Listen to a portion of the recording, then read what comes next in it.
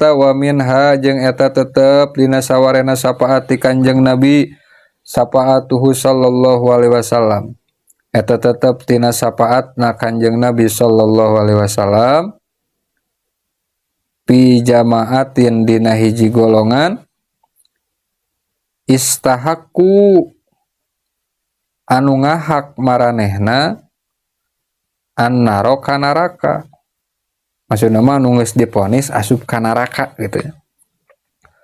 Tuluyna karena aya syafaat Kanjeng Nabi pala yadhulunaha maka henteu asup maranehna kana itu neraka. Bal balik tayadhuluna asup maranehna al jannata ka sawarga. Wa kadzalika jeung cara kitu hadihi ari ieu muhtasatun eta dihususkeun atawa ditangtukeun bihi ka Kanjeng Nabi Muhammad sallallahu alaihi wasallam. Jadi aya cenah golongan jalma anu geus diponis asup neraka sieu mah gitu.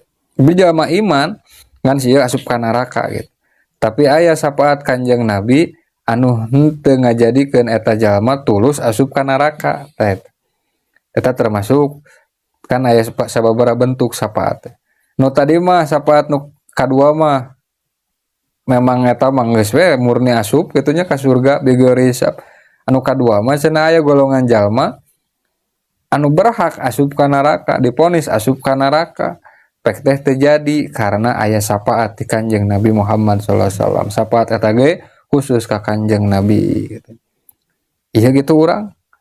Ieu ge sigana mah sejauh keneh nya, jauh keneh. Karena aya nu saatosna wa min hajeng eta tetep tina itu syafaatuhu sallallahu alaihi wasallam ari syafaatna Kanjeng Nabi Muhammad sallallahu alaihi wasallam fi jamaatin dina golongan dakhalu anu asup maranehna annaro kana neraka. Payah rujuna maka kaluar maranehna minha ti itu neraka. Tanu ieu mah golongan jalma teh geus asup kan aya nu tadi mah karek diponis maneh asup ka neraka ngan encan. Nu ieu mah geus asup ka neraka. Geus di jero neraka geus disiksa karena aya syafaat Kanjeng Nabi kumaha dikaluarkeun eta jalma-jalma ti neraka tuluy dilebetkeun ka surgana Allah Subhanahu wa taala. Tapi syafaat ieu mah wahadihi jeung ari ieu goiru muhtasatin eta henteu ditangtukeun bihi ka Kanjeng Nabi sallallahu alaihi wasallam. Tapi ieu mah cenah aya nu boga salian Kanjeng Nabi ge. Sawae cenah nu boga syafaat ieu bal takunu li ghairihi.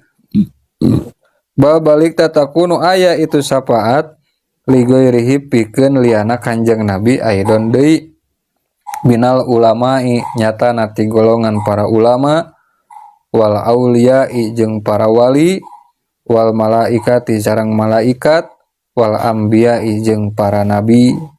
Tah mah teu khusus bisa wali ge bisa ulama ge gitu. Ngengengkeun wewenang ti Gusti Allah Subhanahu wa taala jang ngaluarkeun nu geus asup ka neraka dikaluarkeun deui. Eta naon teh?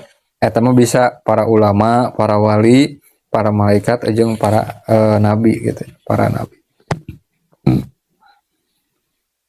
Panjang ini gitu ya. Gancang wa min